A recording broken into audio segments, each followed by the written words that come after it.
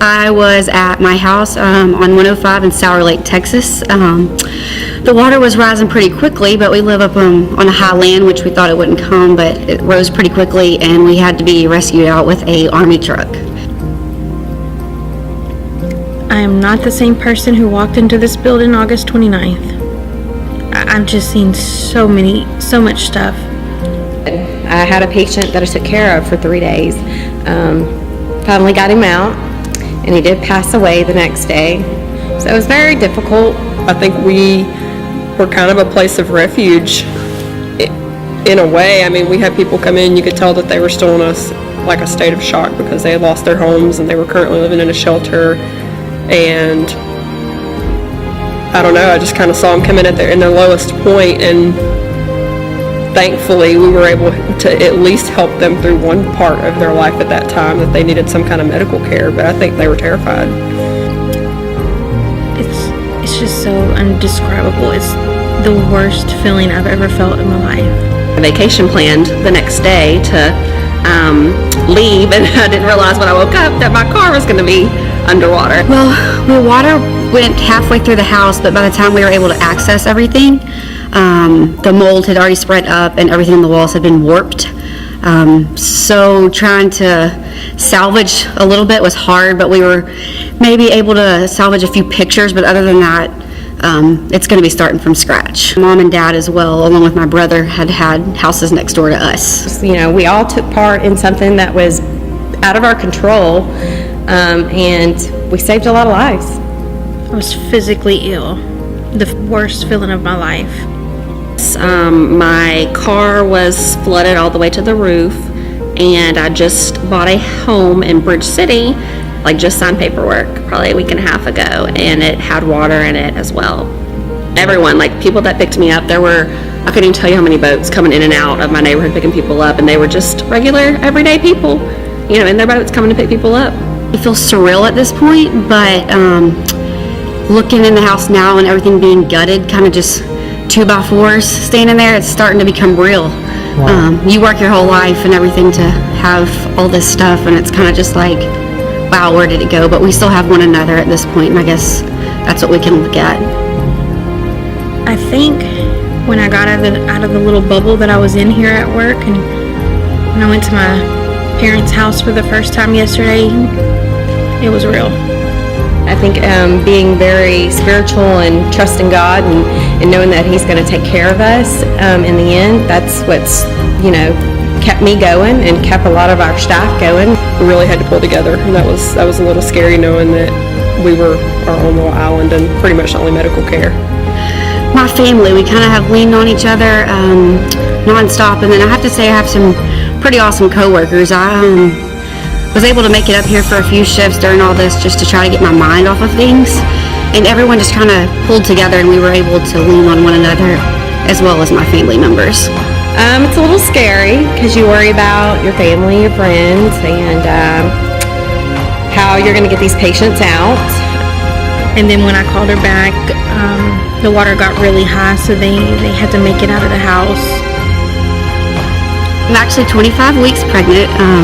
We've been wanting this baby to be here, but by the grace of God, he is not, which would have been kind of hard to take a baby through all this. But when we were getting out so quickly, I was able to take a little bit of the baby stuff, because at that moment, that was what was on my mind, because this is my first baby. Wow. So we salvaged a little of his clothes. So it was an honor to be a part of it. Definitely memorable. I think the situation would have been really dire had people not been able to come here, because I saw numbers as far as volume here that I've never really seen before since I've worked here. Just probably my faith, and then seeing my friends and family and people that I knew that were working so hard, the volunteers that were doing everything, leaving their homes that had water and flooding damage to go help other people. So it was a combination of all that. I tried calling 911 several times. I couldn't get through. I kept calling her and my dad, and they told me to stop calling because the battery was getting low. My daughter had managed to, she's 15, and my dad is partially paralyzed due to a stroke, and they had managed to make it out of the house into the boat. definitely. You see all kinds of helicopters landing, flying in and out. It's craziness, chaoticness. It was more than a week. It was the longest we've ever been apart, for sure. I would just have to say that you're not alone. There's multiple millions of people that are going through this together. Just every day, look up, be positive, and know that in the end, everything is going to work out for the best.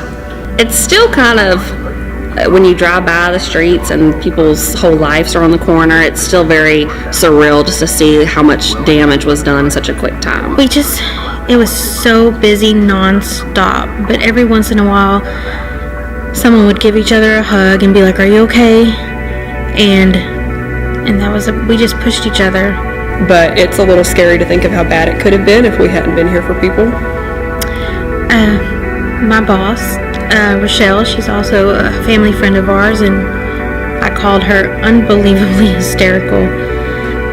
And I told her that Faith was on a boat and I didn't know where she was going, and I woke up and had to be boated out of my home with my neighbors, outside and everything. We all were boated to an underpass where we had to wait for someone to come pick us up that could make it, with all the floodwater. So it was very difficult to get these patients out, and you just managed. You did what you had to do. I had one patient for 3 days, finally got him out.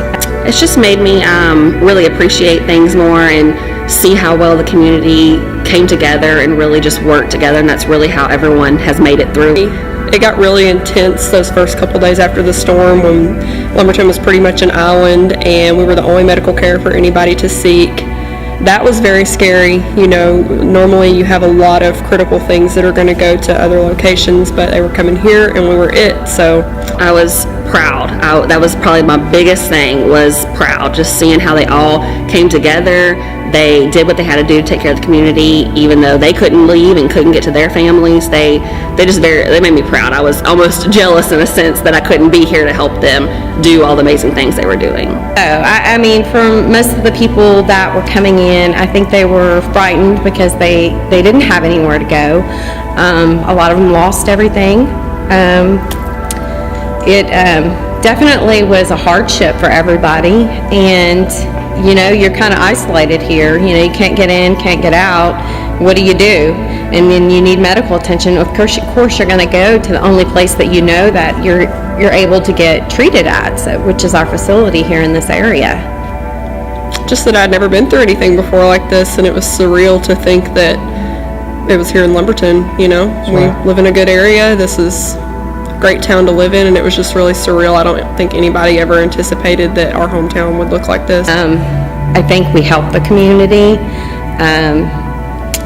They needed us, so we opened our doors to them and ambulances, and we took on all these ambulance patients when we weren't even staffed to handle that kind of care that we, to take on ambulance patients.